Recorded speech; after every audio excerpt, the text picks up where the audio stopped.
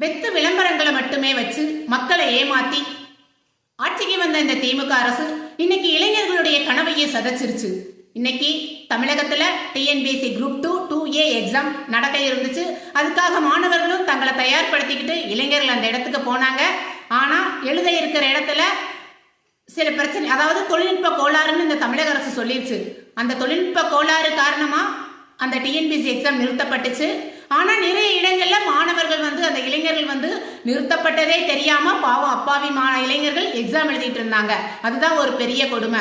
அதுலயும் இந்த அரசு, தமிழக அரசு, இந்த திமுக அரசு என்ன சொல்லுது? தொழில்நுட்ப கோளாறு காரணமாக தெரியாம நடந்த தவறுன்னு ஈஸியா சொல்லிருச்சு.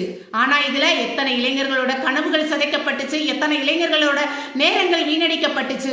இப்படி மக்களை ஏமாத்தியே பொழப்பு நடத்துற இந்த திமுக அரசு என்னைக்குதான் திருந்துமோ தெரியல. ஒரு தொழில்நுட்ப கோளாறுன்னு வெட்கமே இல்லாம சொல்லுது இந்த திமுக அரசு. தன்னுடைய அரசாங்கத்துல தன்னால சரியான ஆட்சி நடத்த தெரியாத, சரியான வேலைகளை சரியா செய்ய முடியாத இந்த அரசு தேவையா?